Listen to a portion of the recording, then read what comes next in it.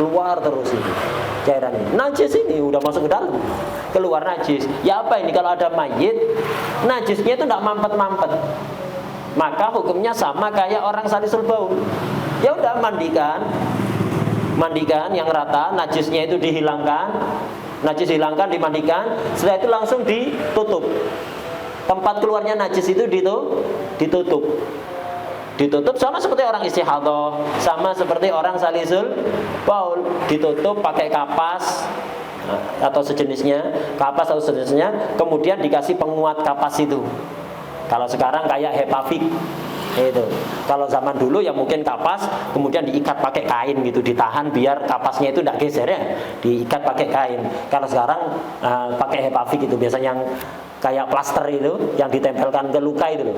Kalau luka kan biasanya dikasih kapas, dikasih cairan anti bakteri itu, kemudian kayak Hansaplast, mirip Hansaplast itu, yang putih lebar biasanya ya, itu Hepafik namanya, Hepafik. Dikasih Hepafik itu sudah. Jadi tempat lubang luka operasinya itu dibersihkan, dimandikan yang rata, dibersihkan, kemudian segera setelah bersih sebelum keluar ditutup pakai kapas itu. Lubangnya itu ditutup pakai kapas, kemudian ditutup dengan Hepafik kayak plaster gitu. Kuat itu. Pakai Hepafik. Udah, setelah itu segera dikafani, segera disolati, segera dikubur sudah. Segera. Jadi jangan nunggu lama-lama. Sama kayak sholatnya orang yang salisul baul, sama seperti sholatnya orang istihadah, wudu, sucikan najisnya, setelah itu ditutup tempat keluarnya najis itu, kemaluannya itu dengan kapas, kemudian ditahan pakai isobah namanya, itu ditahan, intinya dikasih penahan biar kapasnya itu tidak geser dari tempatnya, itu nggak jatuh. Habis itu segera sholat, tidak boleh mengakhirkan sholat kecuali untuk kemaslahatan sholat. Segera sholat, kalau tidak batal harus diulang dari awal. Lah mayit yang najisnya nggak keluar, nggak berhenti, ya harus diperlakukan seperti itu, seperti salisul baul, sebagaimana pendapat Imam Ibnu Hajar seperti itu disampaikan oleh Ibnu Hajar. Jadi najis yang nggak berhenti itu, ya udah dimandikan, dibersihkan najisnya itu, sebelum keluar ditutup pakai kapas, dilapisi Hepafik, itu ditutup pakai Hepafik biar tidak bergeser. Udah, setelah itu segera dikafani, segera disolati. Kalau perlu disolatkan segera sebelum keluar najis, sebagaimana amalnya orang tarim. Jadi amalnya orang tarim itu, mayit setelah dimandikan sebelum diangkat itu disolati di tempat oleh beberapa orang.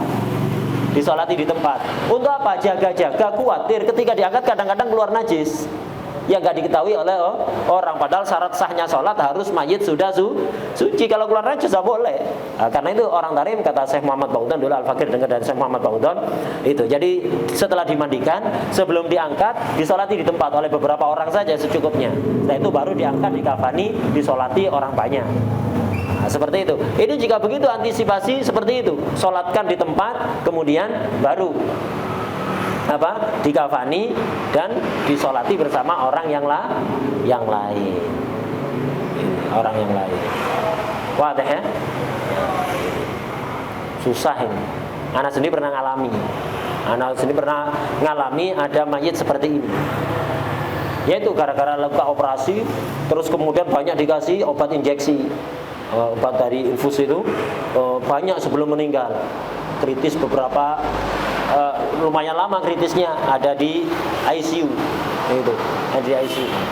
Akhirnya ketika meninggal ya gitu, dimandikan itu jarinnya keluar terus, tidak berhenti dari mulut, dari luka operasinya itu tidak berhenti. Yang dari mulut ini susah apa nutupnya ya. Kalau yang di luka operasi gampang, dikasih Hepafik tadi itu, Hepafik. Yang susah dari mulut sama mulutnya di Hepafik itu. Ini susah. Ini. Nah, akhirnya ya gitu, setelah mandi segera disolati itu, karena setelah dimandikan biasanya nggak langsung keluar lagi. Setelah dibersihkan itu nggak langsung keluar lagi, nanti beberapa menit akan keluar. Itu. Sebelum keluar disolati di tempat memandikan itu dengan beberapa orang, tak solati dengan beberapa orang, sholat di tempat, habis itu diangkat, dikafani. Ini sudah di Hepafik, diapakan, sudah bersih lah. Nanti agak lama keluar lagi dari mulut itu, agak lama. Kalau ditinggikan malah agak lama, tapi tetap bakal keluar. Itu. Jadi ya gitu. Untung ada pendapat Imam Baghawi ya. Imam Baghawi kalau sudah dikafani kok keluar najis, maka tidak wajib dibersihkan, ya kan? Nah, kalau yang lain yang mutamat tak boleh, atau udah dikafani bukan lagi. Nah itu ketika dikafani ya kelihatan basah kafannya, karena cairan yang keluar tadi. Nah, ada pendapat Imam Baghawi ya, ada pendapat Imam Baghawi. Nah, jadi ya tetap berusaha seperti tadi, kalau ada luka yang najisnya tidak mampet-mampet itu, ya diusahakan seperti tadi itu. Jadi dimandikan, bersihkan, kemudian segera ditutup pakai kapas hepafik. Setelah itu disolatkan, baru dikafani. Setelah dikafani kok keluar lagi, ya ini biasanya susah. Nah, antum ganti bakal gitu lagi nanti. Antum ganti lagi, kafan lagi, bakal begitu lagi. Susah.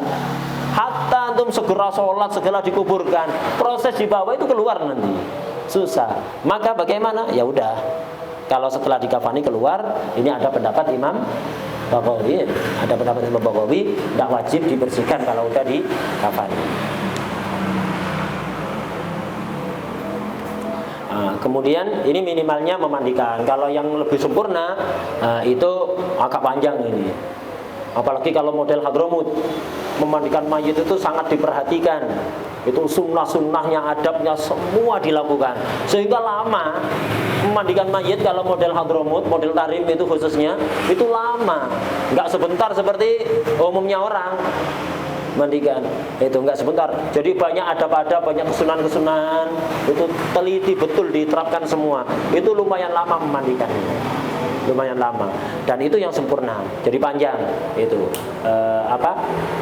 cara memandikan model Hadramut itu. Cara memandikan model Hadramut itu lumayan detail, Insya Allah nanti kapan-kapan dibuatkan mungkin daurah sekilas itu model memandikan, mungkin nanti sama salah satu mudaris yang ada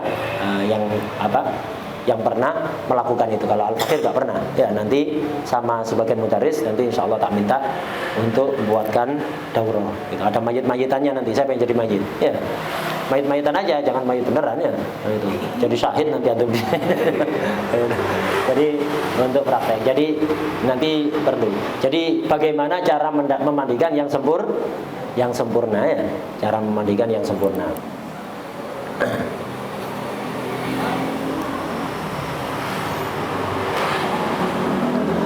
Kemudian dan cukup sekarang tak terangkan adab yang betul-betul harus diperhatikan ketika memandikan mayit. Ini banyak yang soalnya urusannya dengan haram ini. Mandikan mayit itu tidak boleh menampakkan auratnya mayit, dan tidak boleh nyentuh auratnya mayit langsung tanpa satir itu. Nah, ini yang banyak diabaikan oleh masyarakat, mudin-mudin yang memandikan itu. Ini banyak yang nggak ngerti. Jadi memandikan, kehormatan mayit itu sama seperti kehormatan orang yang hidup. Orang hidup dibuka auratnya haram, auratnya mayit juga haram. Orang hidup disentuh auratnya haram, mayit juga haram. Itu sama, hati-hati. Jadi ini rata-rata kalau di kampung-kampung itu mudin-mudin yang ada itu mandikan mayit itu ngawur, dilepas semua, ya, kelihatan telanjang semua. Haram ini. Haram. Haram, tidak boleh kayak gitu, itu dibuka auratnya, tidak boleh. Itu. Aurat orang mati tetap harus jaga sama seperti orang hidup. Terus tidak boleh nyentuh aurat dengan tanpa satir, begitu tidak boleh. Ketika keluar kotoran diceboi kan ya, nggak boleh langsung diceboi pakai tangan, nggak pakai satir gitu. Tangannya dibungkus kain. Tangan orang yang memandikan, tangan kirinya dibungkus pakai kain, diceboki pakai dari balik satir itu. Ya, ini perlu diperhatikan. Kemudian ketika membersihkan bagian aurat, kalau rojul misalnya mabaina surah warubah disabun atau dikasih sidir diratakan, nggak boleh langsung tangannya yang memandikan nyentuh itu, nggak boleh, haram nyentuh aurat. Hatta mahramnya haram, hatta mahramnya haram, tidak boleh. Ya pakai satir, itu. Ini banyak diabaikan ini, membuka aurat dan menyentuh aurat. Ini hati-hati. banyak, rata-rata di kampung-kampung itu ngawur, dibuka auratnya. Total, tidak boleh ditutupi. Mayit itu ketika dimandikan tetap ditutupi. Tidak boleh ada aurat yang terbuka. Dan kenapa mayit harus diperhatikan itu seperti orang hidup? Ya karena perintah syariat seperti itu. Kasru admil mayit kasrihi hayyan, mematahkan tulangnya mayit sama dosanya seperti mematahkan tulang orang yang hidup. Begitu juga menampakkan sesuatu yang orang hidup tidak suka. Itu tidak suka. Mayit juga tidak boleh. Karena itu memandikan itu seperlunya orangnya. Ketika memandikan mayit, yang masuk ke ruangan memandikan itu cukup yang memandikan, yang langsung memandikan. Terus satu orang mungkin atau dua yang membantu untuk ngambilkan air, ngambilkan sabun ya. Itu, ngambilkan apa. Kalau sendirian repot. Sama wali sudah, tidak usah rame-rame. Tidak usah banyak-banyak. Itu. Seperti yang memandikan Rasulullah SAW siapa? Yang langsung memandikan siapa? Sayyidina siapa? Yang jaga pintu siapa? Yang jaga-jaga siapa? Pokok yang masuk ke dalam itu Sayyidina Ali bin Abi Thalib, Sayyidina Abbas, Sayyidina Fadl bin Abbas, Sayyidina Qutham bin Sayyidina Abbas, Sayyidina Syukron. Kemudian Sayyidina Usama bin Zaid, 6 orang ini ya, 6 orang. Dan mereka matanya ditutup, diikat. Matanya diikat. Takut melihat sesuatu yang gak layak untuk mereka lihat dari Rasulullah SAW. Kalau sampai kelihatan auratnya Rasulullah bakal buta seketika. Kalau sampai kelihatan aurat bakal buta seketika.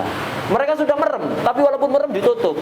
Khawatir terbuka gak sengaja, matanya ditutup semuanya. Itu menjaga pandangan, takut melihat sesuatu dari Rasulullah SAW walaupun bukan aurat yang itu tidak layak untuk mereka tidak layak mereka lihat. Rasulullah tidak kepingin terlihat oleh orang lain. Itu karena itu ditutup. Nah, karena barokahnya mereka nutup itu, siapapun yang hafal nama 6 orang itu, insya Allah dijaga dari penyakit mata. Itu. Insya Allah dijaga selama hidup dari penyakit mata, dari buta. Itu insya Allah dijaga. Hafal nama 6 orang tadi ya. Sayyidina Ali, Sayyidina Abbas, Sayyidina Fadl bin Abbas, Sayyidina Qutham bin Abbas, Sayyidina Syukron, ini Maula Rasulullah SAW. Kemudian Sayyidina Usama bin Zaid. Nah ini 6 orang. Jadi yang hafal nama itu insya Allah dijaga dari gangguan mata ya, dari penyakit mata. Kemudian memandikan itu di tempat yang tertutup. Bukan hanya tertutup dari samping, tertutup dari atas juga. Tertutup dari atas. Sekarang di banyak kampung-kampung alhamdulillah ada namanya rukun kematian ya. Jadi di setiap kampung-kampung sekarang rata-rata ada yang namanya rukun kematian. Jadi peralatan-peralatan untuk tajhizul mayit itu sudah komplit, tempat memandikan, tempat semuanya lah, perlengkapannya sudah ada, termasuk yaitu tenda sederhana, tenda kecil untuk memandikan mayit, di atasnya tertutup juga. Itu jangan di atasnya terbuka.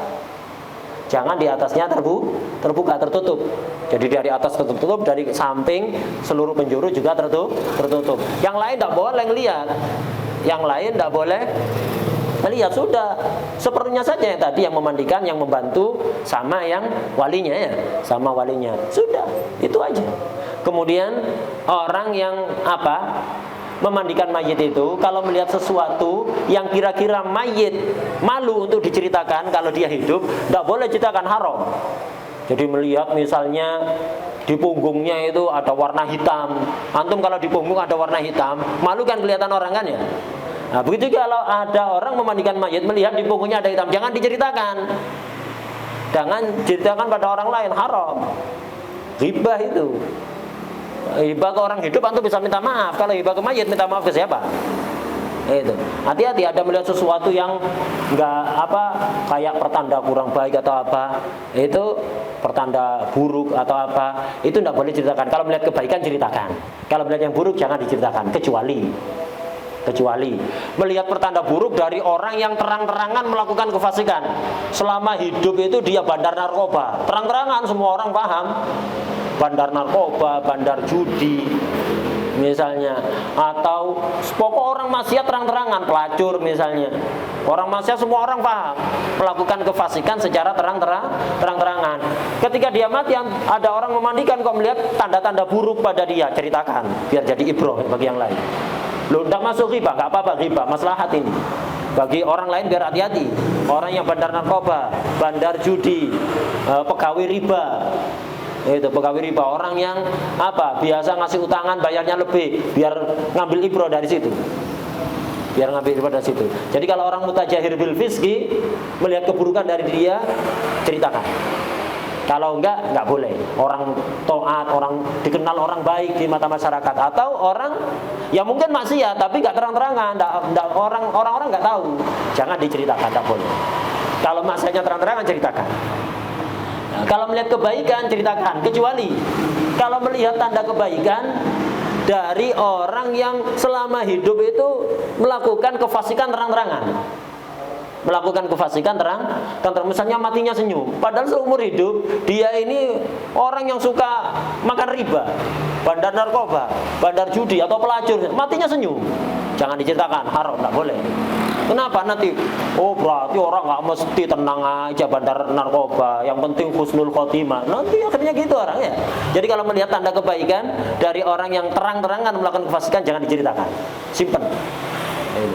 Kalau melihat keburukan, ceritakan. Ini termasuk adabnya. Nah, kemudian jangan difoto. Ini yang banyak orang kadang-kadang nggak ngerti adab. Orang itu dalam posisi yang tidak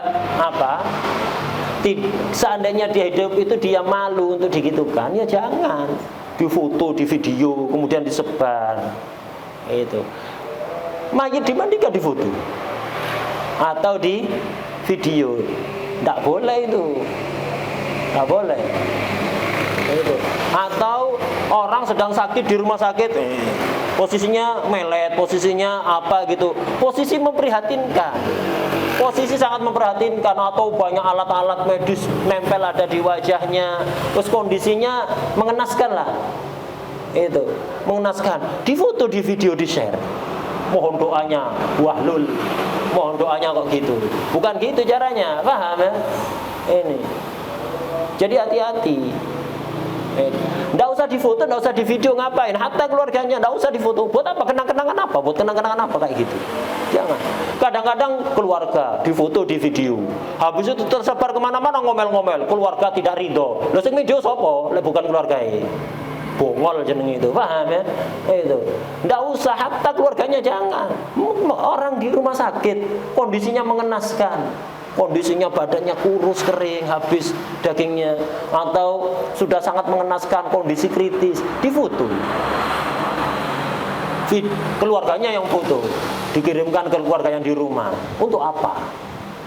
Nanti tersebar, namanya udah terfoto, udah di video, yang rawan tersebar. Ketika tersebar ngomel-ngomel, keluarga kami atas nama keluarga fulan tidak ridho foto ini disebarkan. Langsung moto sopo, yang ngambil video siapa? Keluarga juga kan, bongol jenenge, paham ya? Itu hati-hati. Ahmak ini ya, dungu. Itu, nggak usah difoto, nggak usah buat apa? Buat apa? Kondisi kayak gitu, udah doakan, bacakan Yasin, bacakan surat Ar-Ra'd.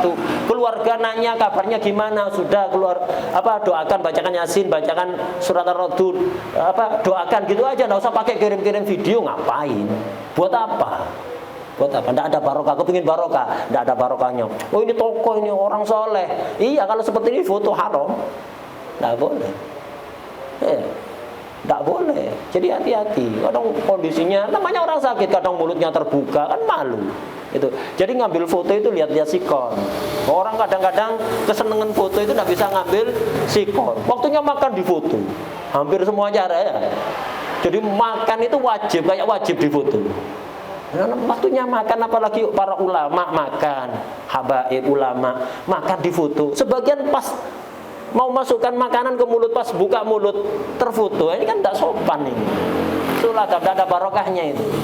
Kadang-kadang nggak ngerti kayak gini. Perlu diingatkan. Itu. Kalau di Hadramut sangat marah kalau pas makan di foto, tidak boleh. Kenapa? Bikin pameran tak kalau ada Habib Fulan atau Kiai Fulan makan di rumah ente, ingin ria kemana-mana biar diketahui semua orang.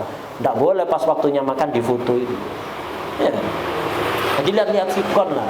Foto itu kira-kira hasilnya itu yang layak, yang bagus, bukan yang seperti itu waktunya makan jangan difoto. Hati-hati. Dengan tolaba kadang begitu. Waktunya makan difoto. Atau pas gurunya ada orang minta gurunya ngasih difoto, bahlul jenenge ini. Ya.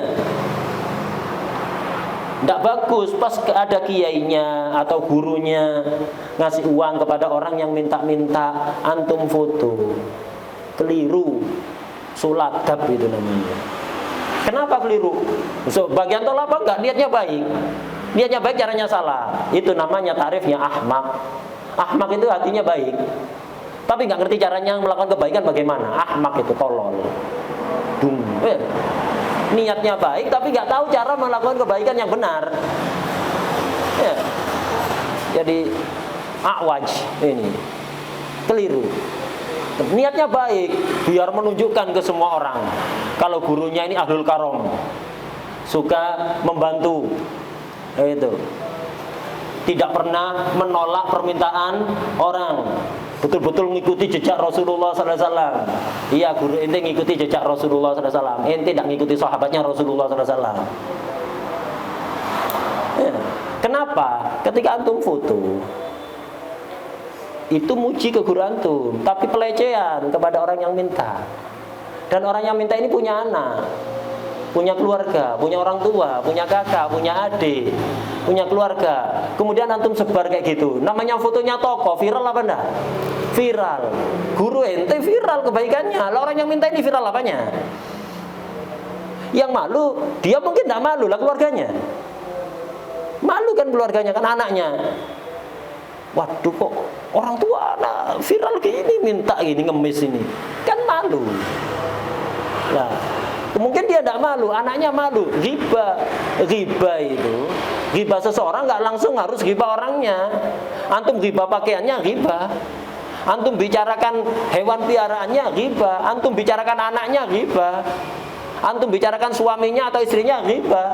Jadi ketika antum ghibah satu orang, itu yang antum ghibah bukan hanya satu, banyak orang itu. Semua yang nggak seneng untuk diceritakan itu akan termasuk orang yang antum ghibahi. Ketika antum ghibah pada A punya anak, ini tidak seneng antum bicarakan hal-hal yang berkaitan dengan dia itu. Berarti antum ghibah A kan ya? Punya anak, anaknya tidak seneng juga, antum ghibah anaknya. Punya orang tua, anaknya 5, antum ghibah anaknya yang 5 itu. Punya orang tua, ayah ibu kakek nenek, ghibah ayah kakek neneknya. Terus kemana-mana. Punya kakak adik, tersinggung juga, ghibah juga ke mereka. Jadi ghibah satu orang itu akan menyebabkan ghibah orang banyak. Karena itu hati-hati. Jadi santri sing pinter ya, yang pinter, jangan jadi yang akil, jangan jadi santri ahmak. Kepingin menyanjung gurunya, kepingin memuji gurunya, tapi melecehkan yang lain. Termasuk itu tadi, hati-hati. Itu ada gurunya antum ngasih uang kepada pengemis, orang yang minta-minta, jangan difoto. Jangan difoto. Kalau ingin memuji guru antum, cerita guru antum, ya cukup ceritakan bahwa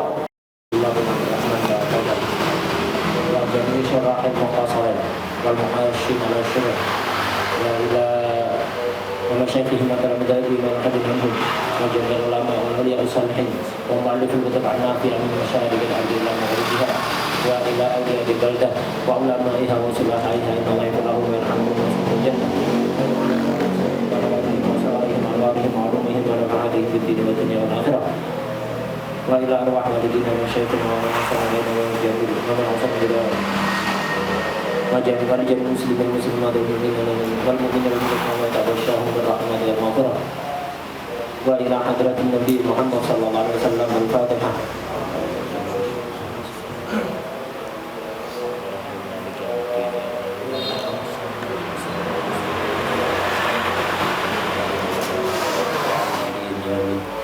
Bismillahirrahmanirrahim. Alhamdulillahirabbil alamin wassalatu wassalamu ala sayyidina maulana Muhammad wa ala alihi wa sahbihi ajma'in, amma ba'd.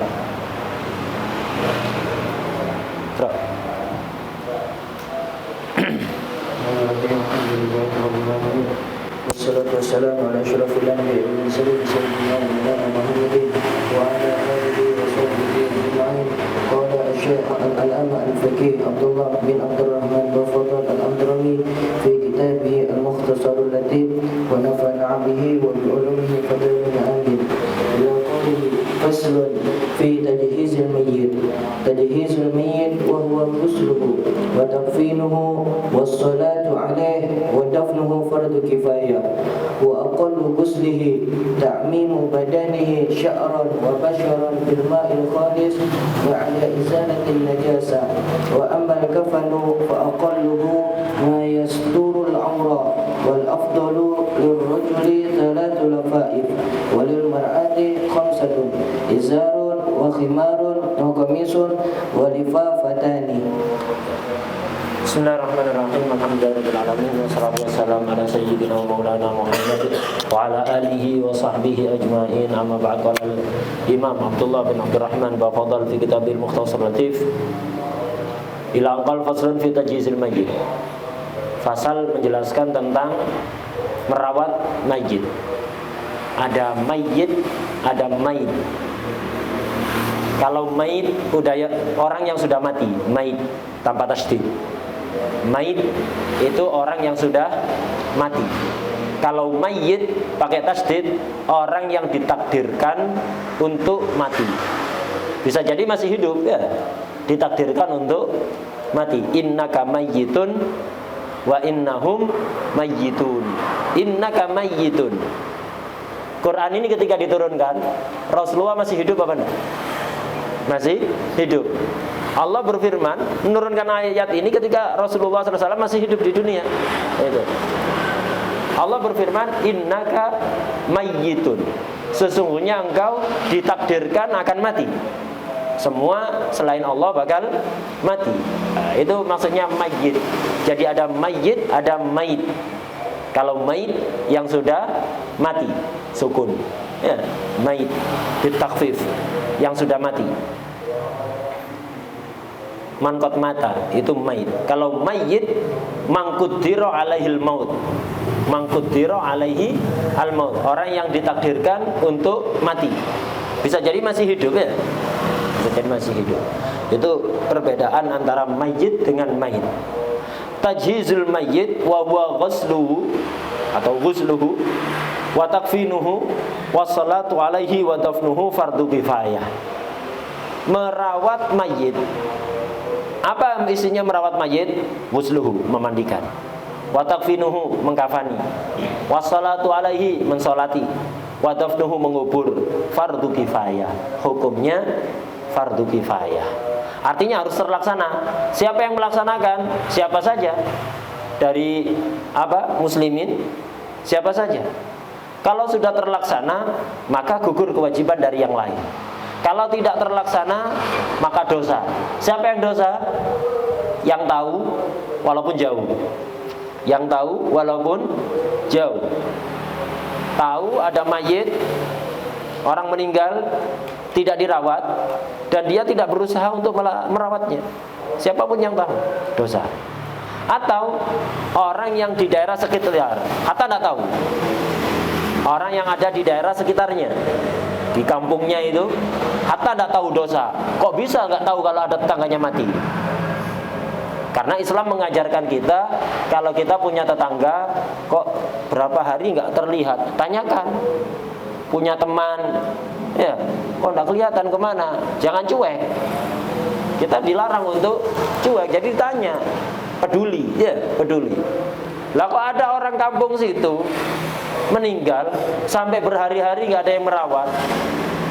Orang kampung situ nggak tahu, dosa semua orang kampung itu. Lu nggak tahu kita gimana? Nggak tahu. Rumahnya tiap hari tutupan, nggak ditanya, nggak berusaha dicari tahu. Beberapa hari nggak keluar. Itu mati dalam rumah nggak ada yang tahu, dosa semua.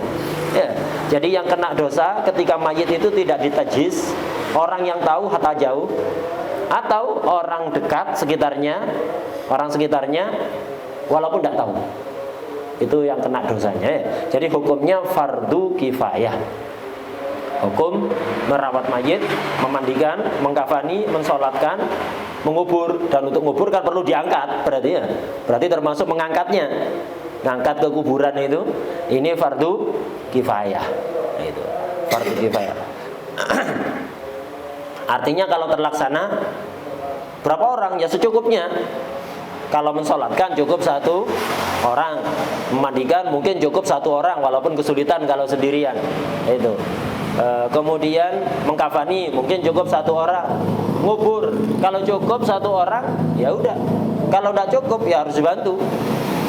Membawa mayit tak boleh satu orang digendong gitu ya. Atau diangkut pakai gerobak. Nah, tidak sopan. Nah, dibawa dengan cara yang terhormat, nah, seperti itu. Nah, kalau sudah terlaksana, maka gugur dosa dari semua muslimin. Tapi kalau nggak terlaksana, maka dosa. Siapa yang dosa? Tadi itu orang sekitar, walaupun tidak tahu karena dianggap ceroboh, atau orang yang jauh tapi tak tahu. Karena itu hati-hati melihat berita bencana. Kayak dulu tsunami di Aceh ya. Tsunami di Aceh banyak jenazah tidak terawat, saking banyaknya yang meninggal, sampai sebagiannya sudah membusuk, sudah mulai hancur, belum terevakuasi. Antum tahu kok tidak pergi ke sana padahal punya biaya, haram dosa. Salah sendiri lihat berita. Salah sendiri lihat berita. Itu banyak kotornya lo lihat berita itu. Antum dengar berita ada bencana alam di salah satu daerah, di situ muslimin penghuninya. Kemudian antum tidak merasa berat dalam hati atas musibah itu, tidak merasa sedih di hati atas musibah itu, kena hukum haram, ditanyai di akhirat, dimintai pertanggungjawaban. Kenapa? Saudara ente sesama muslim kena musibah, ente biasa aja, cuek aja, biasa aja, tidak ada rasa terpukul, tidak ada rasa sedih, tidak ada rasa berat dia dalam hati. Biasa aja, makan tetap doyan, tidurnya tetap nyenyak, tidak berusaha mendoakan mereka dengan setulus hati setelah sholat dengan qunut nazilah atau apa di penghujung malam, di waktu-waktu mustajab, di tempat-tempat mustajab. Tidak ada keprihatinan mendoakan mereka dengan serius. Dituntut nanti di akhirat. Kalau antum tidak tahu, tidak dituntut, tidak tahu gimana, tidak tahu. Karena itu kalau lihat berita kotor, antum lihat berita bencana yang tertimpa muslimin, antum biasa saja, ini berarti antum tidak ada kepedulian kepada sesama muslim. Tidak ada. Jadi dalam hadis dikatakan bahwa laisa minna man lam yahtam bi amril muslimin. Tidak termasuk golongan orang yang tidak sedih gara-gara musibah, kesulitan yang dialami muslimin.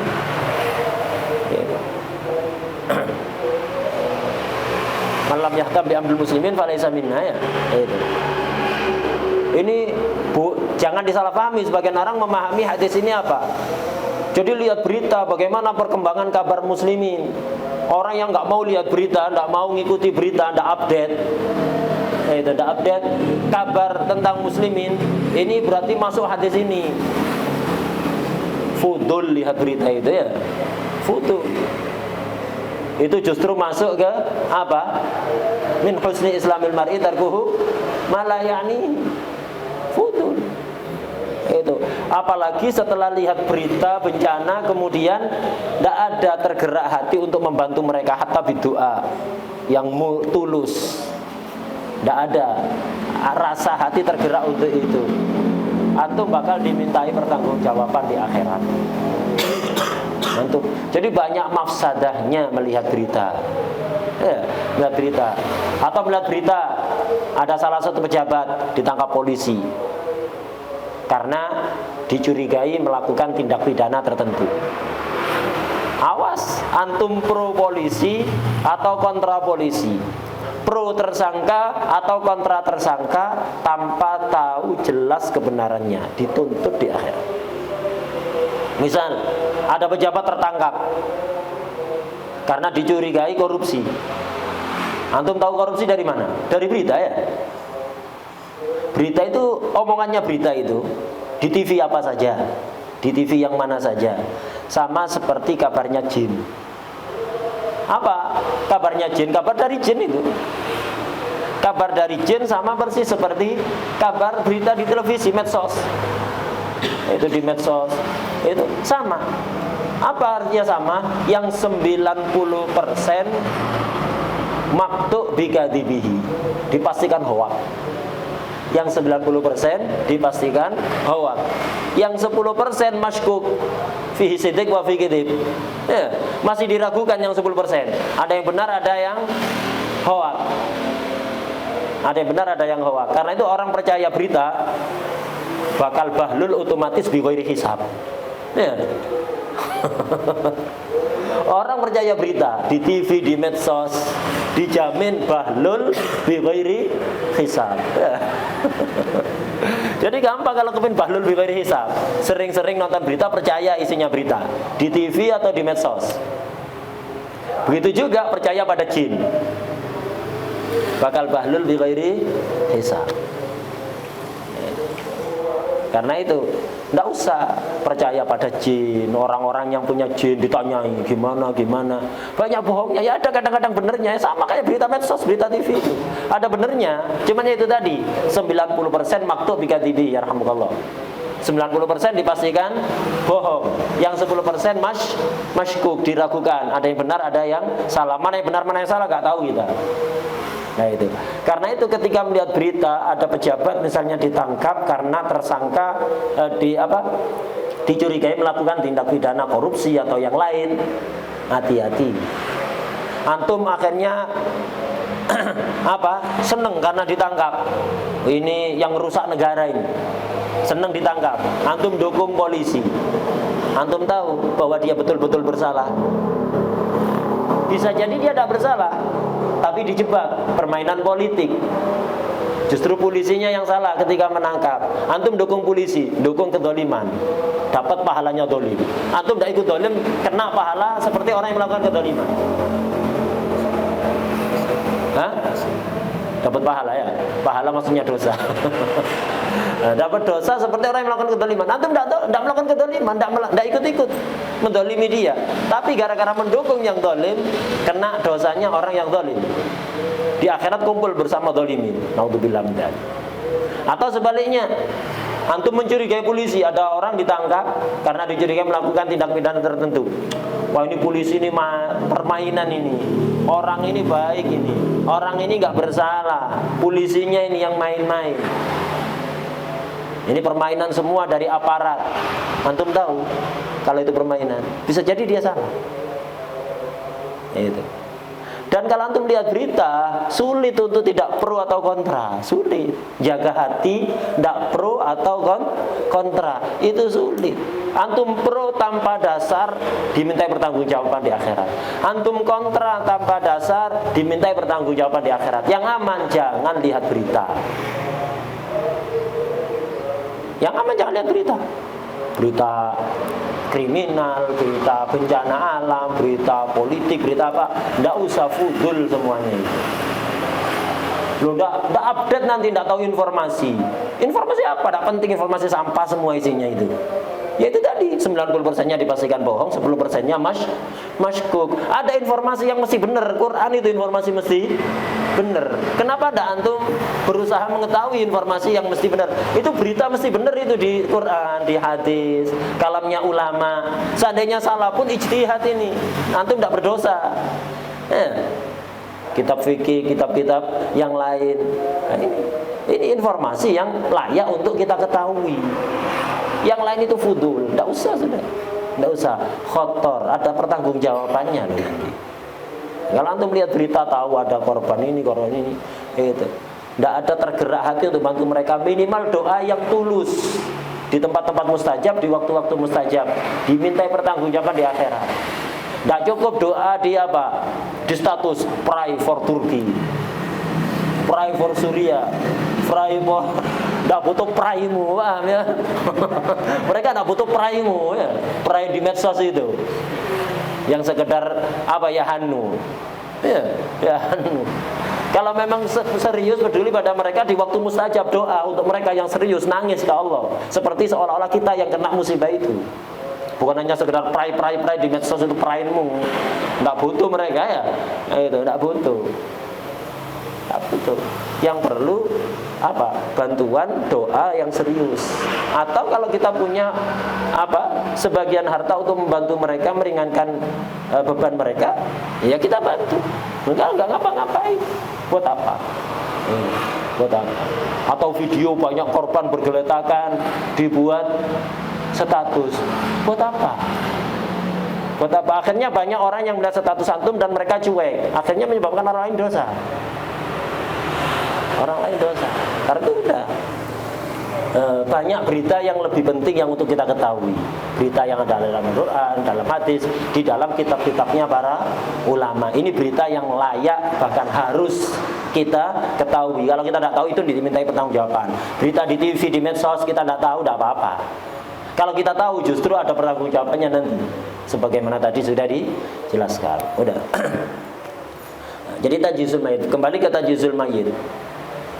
Memandikan, mengkafani, mensolatkan, mengubur dan juga ngangkatnya. Karena wasilah kan ngangkat. Itu ngangkat dari satu tempat ke tempat yang lain. Nah, ini wasilah. Hukumnya fardu kifayah. Hukumnya fardu kifayah. Kalau terlaksana maka hilang dosa dari semua muslimin. Tapi kalau nggak terlaksana, dosa. Siapa yang dosa? Yang tahu walaupun jauh, atau yang dekat walaupun tidak jauh. Gitu. Walaupun tidak jauh. Yang dekat walaupun tidak tahu ya. Walaupun dekat walaupun tidak jauh mesti ya. Yang dekat walaupun tidak tahu karena dianggap ceroboh. Ini hukumnya fardu kifayah. Cuman ya sebagaimana dulu dibahas di bab mandi, yang wajib dimandikan, mayit yang wajib dimandikan itu siapa? Orang yang bukan mati syahid. Orang yang bukan mati syahid, yang muslim. Orang kafir tidak harus dimandikan. Orang kafir tidak harus dimandikan. Yang wajib dimandikan itu yang muslim, tidak syahid. Itu tidak syahid. Kemudian bukan bayi prematur. Bayi prematur ada tafsil nanti. Kalau bayi prematur sikit disebut sih sikit. Ini ya tidak harus prematur sih. Pokok bayi yang lahir dalam keadaan mati. Bayi yang lahir dalam keadaan mati. Ini nanti ada tafsir. Saya urut. Pertama yang wajib dimandikan itu yang muslim. Kalau yang kafir tidak wajib dimandikan. Itu tidak wajib dimandikan. Kafir apapun, kafir harbi, muahad, musta'man, itu kafir dhimmi, ya. Kafir murtad, kafir nusantara, ya.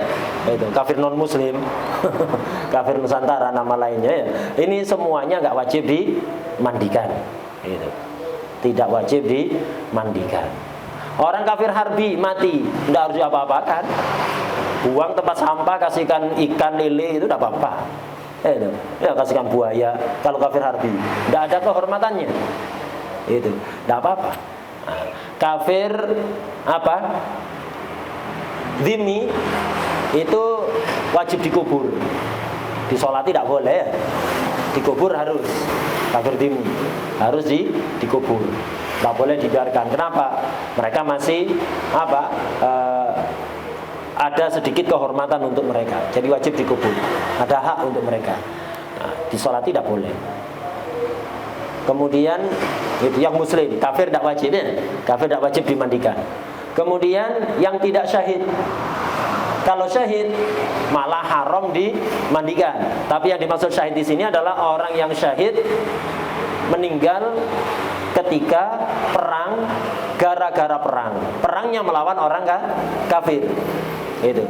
Jadi orang syahid yang nggak boleh dimandikan itu yang syahid meninggal gara-gara perang melawan orang kafir, meninggalnya ketika perang atau ketika selesai perang sudah sekarat.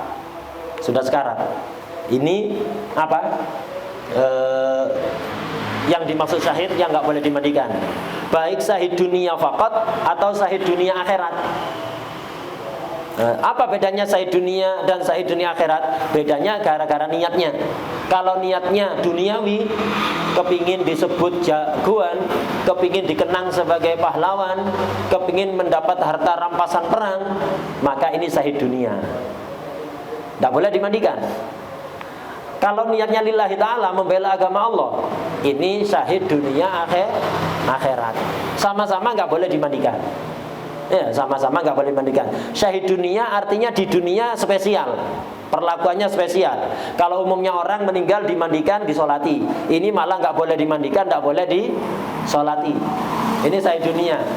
Kalau dia saja ya udah, itu di dunia keistimewaannya. Di akhirat tidak ada keistimewaan. Di akhirat tidak ada keistimewaan untuk orang yang syahid dunia. Tapi kalau syahid dunia akhirat, di dunia istimewa kayak tadi itu, tidak boleh dimandikan, tidak boleh solati. Di akhirat istimewa, meninggal langsung pindah ke alam yang lain, pindah ke dalam kehidupan yang lebih baik daripada kehidupan sebelumnya. Karena itu tidak boleh orang syahid kita katakan mati. Wala tahsabanna alladziina qutilu fi sabilillahi amwatan bal ahya'un 'inda rabbihim yurzaqun. Jangan pernah kalian menyangka bahwa orang yang gugur sebagai syahid itu mati. Terus gimana memang kenyataan mati? Enggak. Bal ahya. Mereka itu hidup. Hidup gimana kenyawanya keluar? Iya, hidup pindah alam dari satu kehidupan ke kehidupan yang lebih baik. Asalnya hidup di dunia, kumpul sama istrinya, sama anaknya, sama orang tuanya, sama keluarganya, sama teman-temannya, sama tetangganya. Sekarang enggak, ahyaun inda rabbihim, di sisi Tuhannya, dekat dengan Tuhannya, bukan dekat tempatnya. Allah tidak bertempat. Qurub makanah, walaysa qurub makannya, dekat tempatnya, dekat kedudukannya, bukan dekat tempatnya, karena Allah tidak bertempat. Inda rabbihim. Ya jelas beda hidup di sisi makhluk dengan hidup di sisi Allah. Dekat dengan Allah. Kalau kumpul makhluk, seneng kita, kumpul teman seneng kan? Kumpul anak, istri, orang tua, keluarga, teman, seneng. Tapi mesti ada gak senengnya. Kumpul anak seneng, tapi nanti ketika tidak nurut susah. Ketika susah diatur susah. Ketika mintanya aneh-aneh susah. Ini kumpul anak seneng, punya anak seneng, kumpul anak seneng. Tapi ketika aneh-aneh susah. Kumpul istri seneng, tapi kalau aneh-aneh tidak nurut, tidak bisa diatur. Jadi tanggung jawab kita sumpah. Itu dikit-dikit pulsa Shopee kosong. Minta isi saldo Shopee terus ya. Itu sumpah nanti ya. Itu sumpah. Kumpul teman, kumpulan seneng tapi ada sumpahnya. Itu hidup di dunia begitu. Tapi kalau hidup di sisi Allah tidak ada susah-susahnya sama sekali. Tidak ada tuntutan, sudah di dunia ada tuntutan. Setelah pindah ke alam yang lain, keluar dari alam dunia tidak ada tuntutan, tempatnya balasan sudah. Dikasih terus, tidak pernah dituntut apapun. Dikasih terus. Ahya inda rabbihim yurzaqun. Selalu mendapatkan rizki. Makannya buah surga. Buah-buahan yang ada di surga, gak ada efek sampingnya, gratis. Gratis tanpa bayar apapun. Dan tidak ada efek samping apapun. Tidak menyebabkan tekanan darah tinggi atau darah rendah, ya. Tidak menyebabkan kolesterol, tidak menyebabkan diabetes, tidak menyebabkan asam aurat, ya. Atau penyakit-penyakit lainnya. Tidak bikin mules. Kalau di dunia itu ada efek sampingnya. Di akhirat ada, di surga. Roh mereka langsung pindah dari dunia ke, ditaruh ada di lambung burung yang berwarna hijau yang terbang ada di surga. Jadi melihat pemandangan surga. Roh itu ada di dalam itu, kepingin kemana saja diantar sama burung itu, dan bisa melihat pemandangan surga. Itu indah. Itu orang syahid seperti itu. Istimewa di akhirat. Kalau syahid dunia akhirat. Kalau syahid dunia saja, dunia itu istimewa, dikenal sebagai pahlawan dan seterusnya. Dinang. Tapi di akhirat tidak ada. Sama kayak orang lain. Ini yang nggak boleh dimandikan. Ada syahid akhirat saja ya. Dulu sudah diterangkan, diulang saja tidak apa-apa. Ada syahid akhirat. Di dunia tidak ada keistimewaannya, biasa aja. Tapi di akhirat istimewa, mendapatkan pahala seperti yang didapatkan oleh orang yang syahid. Banyak ini orang yang mati sebagai thalibul ilm ketika berada di, bukan di daerahnya, asing, atau sakit perut, kena taun, ketabrak, kerubuhan, ya jadi korban gempa bumi, banjir, kebakaran, dan seterusnya. Ini syahid akhirat ini. Ini syahid akhirat. Itu. Termasuk orang yang mati karena jatuh cinta. Ini syahid, tapi dengan catatan menjaga diri tidak melakukan perkara yang haram dan tidak cerita kepada siapapun. Tidak ada yang tahu kalau dia sedang jatuh cinta. Itu mati gara-gara jatuh cinta, menahan rindu. Itu asal tidak ngasih tahu siapapun dan mengendalikan dirinya dari perbuatan haram. Ini mati syahid ini sudah cukup. Derita dunia, disisa lagi di akhirat sudah syahid ya. Itu di dunia deritanya tiada akhir, kama qala Patkai. Ya. Ya, deritanya tiada akhir. Makanya kalau bisa mengendalikan diri dan menyimpan, disimpan dan diceritakan pada siapapun, maka akan menjadi syahid. Cukup deritanya di dunia sudah, di akhirat tidak ada derita sudah. Jadi syahid. Udah. Kalau syahid akhirat tetap dimandikan. Korban gempa, korban bencana alam, korban banjir, kebakaran atau yang lain di dunia tetap dimandikannya akan dimandikan syahid dunia atau syahid dunia akhirat. Udah. Kemudian bayi keguguran. Ini hukumnya bagaimana? Bayi keguguran ini hukumnya bagaimana? Wajib dimandikan apa enggak? Bayi keguguran atau disebut as-siktu. Ya, bayi keguguran. Ini hukumnya di tafsir 3. Itu tak tuliskan nontonnya.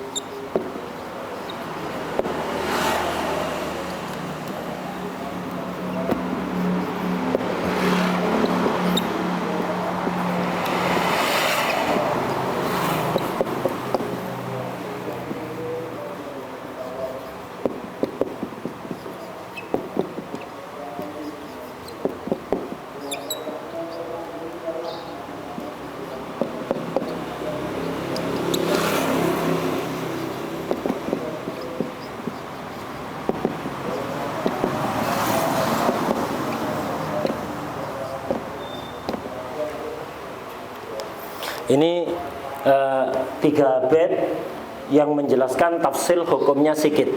Bayi yang lahir prematur. Itu, bayi yang lahir prematur.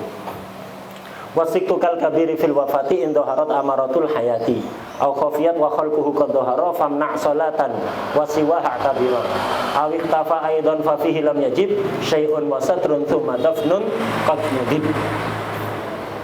Dihafalkan. Jadi nadom-nadom yang isinya dobit-dobit itu dihafalkan. Jadi enak antum belajar kitab apa saja nanti ya tetap keterangannya seperti itu. Sudah hafal dari dulu, dihafalkan lagi. Lama-lama tidak bisa hilang, udah atas setahun tidak antum baca tetap ingat. Kalau udah sering ngafalkan, dihafalkan, dimutolak, dicatat, dihafalkan.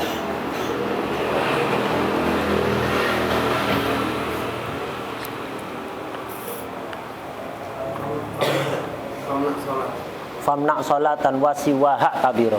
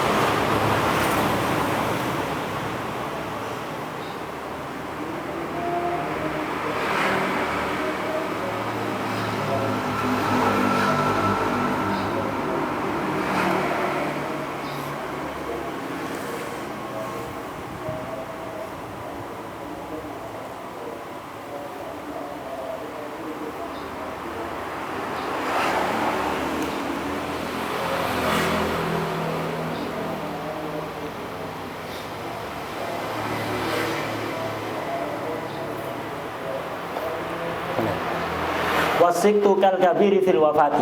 As-sikit bayi prematur itu kal kabir, seperti orang dewasa fil wafati, dalam hukum yang berkaitan tentang wafat.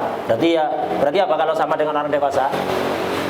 Ya wajib tajwid semuanya itu wajib dimandikan, dikafani, disolati, dikubur. Nah itu. Wasiktu kal kabir fil wafati. Kapan? Indoharot amaratul hayati. Kalau ketika lahir tampak tanda-tanda kehidupan. Setelah itu mati. Ketika lahir nangis. Ketika lahir gerak-gerak. Itu gerak-gerak yang menandakan kehidupan. Bukan gerak-gerak hanya kan bayi itu ketika dalam kan posisinya begini. Kan karena sempit kan. Ketika keluar terbuka gini. Kalau hanya tangannya terbuka tanpa ada tanda kehidupan yang lain, itu bukan tanda kehidupan itu. Ya karena keluar dari tempat yang sempit ke tempat yang lebar. Rahim itu sempit, dunia lebar kan. Dunia dibanding rahim berapa persennya? Tidak ada persentasenya ya. Begitu juga dunia dibanding barzakh. Barzakh itu lebar. Dibanding dunia ini seperti rahim ibu, barzakh seperti dunia ini lebarnya. Barzakh ke akhirat seperti itu. Barzakh itu sempit dibanding akhirat seperti itu. Jadi nggak bisa diukur betapa lebarnya akhirat itu nggak bisa diukur. Makanya seandainya setiap orang di dunia dikasih tempat oleh Allah segede dunia ini isinya per orang, belum penuh akhirat itu ya. Lebarnya luar biasa. Jadi ciptaan Allah ini tidak bisa kita ukur ya, walaupun terbatas, namanya makhluk pasti terbatas, tapi begitu luas. Kita tidak bisa membayangkan dengan akal seperti apa besarnya, luasnya ciptaan Allah ini. Alam yang diciptakan oleh Allah ini nggak tahu. Lah kalau makhluknya seperti itu, bagaimana penciptanya?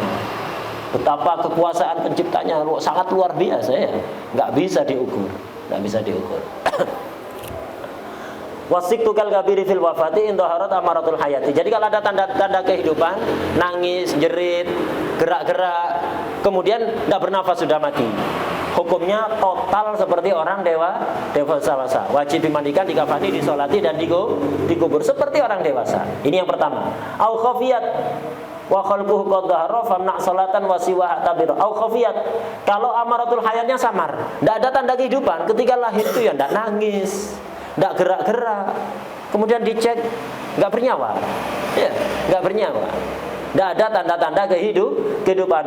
Lahir itu sudah diem, tidak nangis, tidak gerak, tidak ada nafasnya, ya tidak ada nafasnya. Tapi wa khalquhu qad dhahara, bentuknya sudah tampak. Bentuknya sudah ada tangan, kaki sudah bentuk tangan, kaki, hidung, mulut, telinga sudah berbentuk manusia. Ya apa hukumnya? Famna solatan, jangan solati, tidak boleh disolati, haram. Tapi wasiwah tabiro, selain solat tetap dianggap. Apa berarti? Dimandikan, wajib. Dikafani, wajib. Dikubur, wajib. Dikubur seperti orang dewasa, bukan hanya dikubur setengah meter. Ya, dikubur seperti orang dewasa, bukan hanya setengah meter kayak nanam pisang gitu. Enggak, enggak. Kayak ngubur kucing, enggak. Sama. Hanya sholat saja yang beda ya. Hanya sholat. Sholat dilarang. Famna sholatan. Kapan ini? Kalau tidak ada tanda kehidupan, tapi bentuknya sudah tampak, sudah berbentuk manusia, maka tidak boleh disolati. Cuman yang lain tetap wajib. Yang lain tetap wajib. Dihafalkan ini ya. Nah, itu. Keluar ujian nanti. Tak kasih bocoran sudah ya. Udkur al-abiyat itu al-muta'alliqah bisikit ma'asyarhiha syarhan mukhtasaran, atau syarhan mutawwalan. Tak kasih bocoran sudah ya. Ini yang nomor 2. Tafsir nomor 3, awikhtafa aidan fa fihi lam yajib syai'un wa satrun tsumma dafnun qad nudib. Awikhtafa fa ay khalquhu, kalau bentuknya samar, belum berbentuk manusia, masih berupa segumpal darah, segumpal daging. Kata bidan, kata dokter, ini calon bayi nih. Ini calon bayi, cuman keguguran, belum waktunya. Itu masih berbentuk segumpal darah atau segumpal daging, belum berbentuk manusia. Kaki, tangan belum berbentuk, masih samar, bentuk manusianya masih samar. Maka fafihi lam yajib syai'un, tidak wajib apapun. Apapun tidak wajib. Dibuang di tong sampah boleh, nggak wajib. Cuma ya gimana lah, kayak gimana gitu dibuang di tong sampah ya. Enggak wajib apapun. Cuman lam yajib syai'un wasatrun sumadaf nun qad nudib. Cuman sunat dibungkus. Dan sunat dikubur. Nguburnya juga tidak harus seperti orang dewasa itu dikubur ya biasa, pokoknya dipendem gitu aja ya. Dipendam gitu aja. Pokok sekiranya baunya tidak mengganggu orang nanti. Tidak mengganggu. Jadi sunat dibungkus dan dikubur. Wasatrun sumadaf nun qad nudib disunahkan. Nah, ini tafsil hukum sikit. Jadi yang wajib ditajhiz fardu kifayah itu tadi ya. Pertama mandi itu yang wajib kalau mayitnya muslim, kemudian bukan syahid dan bukan sikit. Ini. Tafsil 3 ini kata Imam Ibnu Hajar tidak memperhatikan usia kehamilan. Jadi dia lahir di usia kehamilan berapapun, 4 bulan, 6 bulan, 7 bulan, 8 bulan, ya ini tafsilnya. Ini tafsilnya menurut Imam Ibnu Hajar. Jadi tidak memperhatikan usia kehamilan. Jadi kalau versi Imam Ibnu Hajar, sikit ini nggak bisa diartikan prematur. Nggak bisa diartikan prematur. Lah terus apa? Ya pokok bayi gitu aja sudah ya. Hukumnya bayi ada 3 ini. Hukumnya bayi ada 3 ini. Walaupun usianya sudah 9 bulan bahkan setahun mungkin. Tafsir 3 ini tetap berlaku menurut Imam Ibnu Hajar. Kata Imam Ramli beda. Kata Imam Ramli, tafsir ini khusus jika usia kandungan di bawah 6 bulan. Kata Imam Ramli, tafsirnya sama, cuman membedakan usia kehamilan. Kata Ibnu Hajar, tafsir ini berlaku secara mutlak, tidak memperhatikan usia kehamilan, usia kandungan. Tapi kata Imam Ramli enggak, tafsir 3 ini hanya berlaku kalau usia kehamilan masih di bawah 6 bulan. Masih di bawah 6 bulan. Lahir usia kehamilan masih 3 bulan, 4 bulan, 5 bulan, 6 bulan kurang sedikit ya, ini berlaku tafsir 3. Tapi kalau udah di atas 6 bulan bukan sedikit namanya. Ya apa kalau di atas 6 bulan wajib total semuanya ditajhiz. Wajib dimandikan, dikafani, disolati, dikubur walaupun tidak ada tanda-tanda kehidupan ketika lahir. Contoh, bayi usia 8 bulan. Jadi usia kandungan udah 8 bulan, lahir, tidak bernyawa. Tidak bernyawa sudah, wajib semuanya kata Imam Ramli. Wajib semua. Ini Imam Ramli. Jadi Imam Ramli tafsir 3 ini khusus usia kehamilan di bawah 6 bulan. Di bawah 6 bulan. Kalau 6 bulan ke atas tidak berlaku tafsil. Kal kabiri mutlaqan. Kal kabir mutlaqan. Wadah ya? Nah, ini hukum memandikan.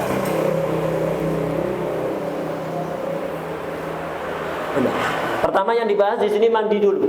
Wa aqallu ghuslihi, ghuslil mayyit. Ta'mimu badanihi sya'ran wa basharan. Sya'ran atau sya'aron. Sya'ran wa basharan bil ma'il khalis ba'da izalatin najasah. Minimal memandikan mayit itu adalah meratakan seluruh badannya dengan air. Itu. Meratakan seluruh badannya. Badan ini baik sya'ron, bulu-bulu badan semuanya, rambut-rambut yang ada di badan. Nah, itu. Wa basharan, kulitnya diratakan dengan apa? Bil ma'il khalis, dengan air murni. Artinya air yang tidak berubah. Yang berubahnya bisa menghilangkan sifat mensucikannya air. Itu.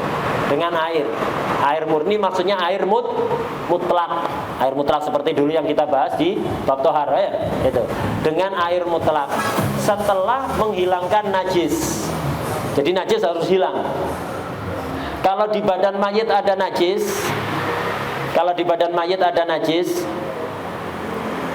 disiram 1 kali apa cukup? Kalau Imam Nawawi, ya sama kayak dulu ketika bab mandi orang yang hidup, bab wudu ya. Kalau di badan ada najis, kemudian kita wudu, di wajah kita ada najis.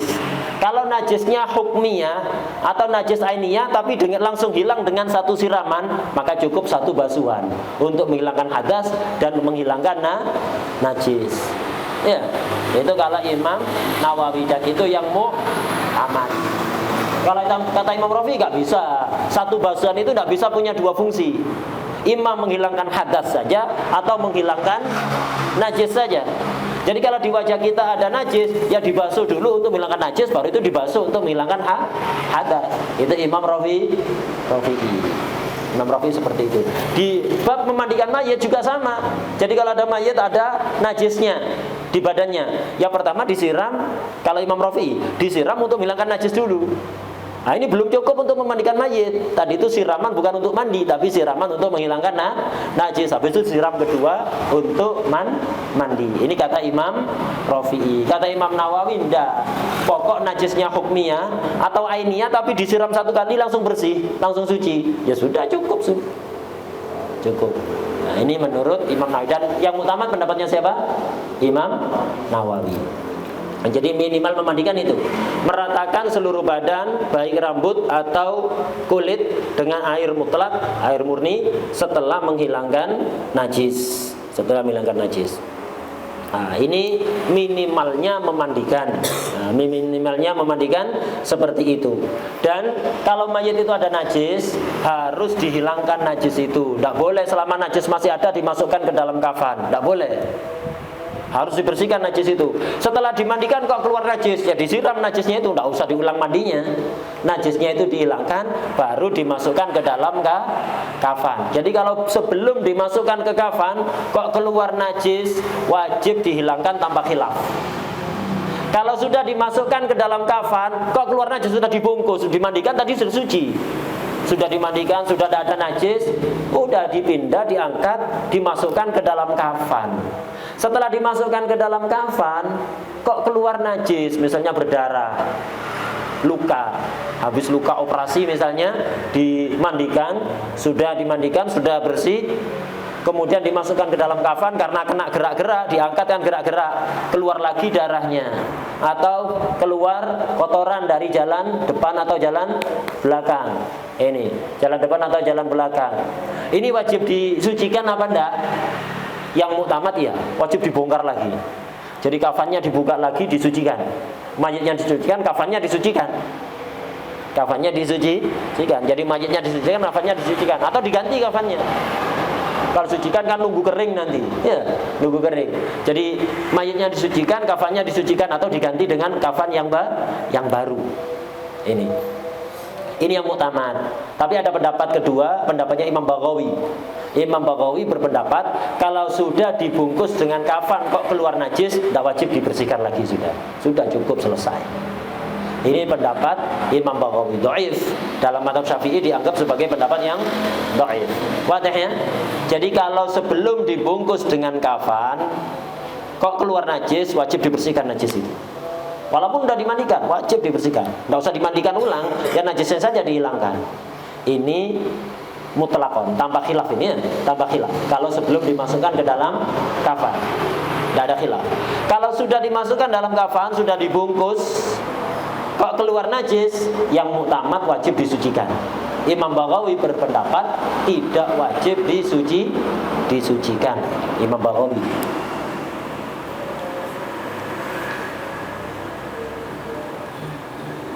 Kemudian ada masalah.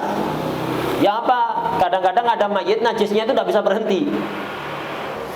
Ya kayak itu ada luka operasi, jadi terus najisnya keluar dari situ.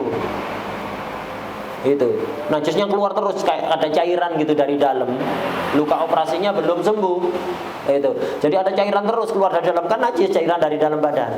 Itu cairan apapun dari dalam badan. Najis keluar terus. Tidak mampet-mampet ya apa ini? Itu. Atau orang yang biasa yang meninggal banyak dikasih obat, itu dikasih obat injeksi pakai infus itu ya, pakai infus itu nanti kalau banyak dikasih itu meninggal itu bakal keluar terus cairan dari mulutnya biasanya. Syaikhi ini ahlul karam, tidak pernah menolak permintaan siapapun seperti yang dicontohkan oleh Rasulullah SAW. Cukup, kok saya perlu foto itu loh, tidak usah, ngapain? Ya, dan tidak usah disebutkan siapa yang meminta-minta, tidak usah, sudah begitu. Wah deh ya. Jadi hati-hati ngambil foto itu, lihat-lihat sikon. Kira-kira foto itu yang nggak menyinggung siapapun, ya, yang nggak menyinggung siapapun. Jadi foto-foto yang seperti itu yang nggak layak itu jangan. Tidak bakalan barokah, kemin barokah, tidak bakalan barokah. Justru antum menghalangi diri antum dari barokah. Hati-hati, lihat-lihat sikon.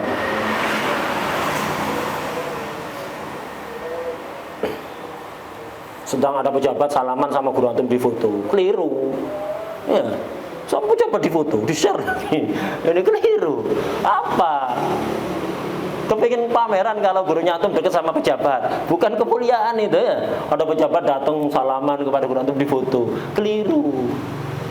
Kalau bertemu sesama orang alim, sesama orang soleh antum foto, tidak apa-apa. Oh, ada pejabat salaman di foto, bukan muji guru antum ini. Ya, tidak bagus. Senang gitu kalau gurunya dekat sama pejabat. Apa madah ketika seorang ulama itu dekat dengan pejabat? Bukan madah. Kalau pejabat dekat sama ulama itu madah. Kalau ulama dekat sama pejabat ini apa? Pelecehan ya. Itu hina. Ulama dekat sama pejabat hina. Kalau pejabat dekat sama ulama bagus. Minta petunjuk dari mereka bagus. Tapi kalau ulama dekat sama pejabat tak bagus. Nah, kalau antum foto, orang yang melihat masa paham ini yang mendekat ulamanya apa pejabatnya? Kan tidak paham kan? Akhirnya jadi omongan nanti. Jadi apapun yang rawan menimbulkan hal-hal kayak gitu itu suudzon dari orang itu jangan disebarkan. Jangan disebarkan. Jadi harus pilih-pilih lah. Itu pilih-pilih. Sebagian orang itu kok pengen muji gurunya tapi nggak ngerti caranya. Itu nggak ngerti caranya. Wallahu a'lam. Al-Fatihah. Bismillahirrahmanirrahim.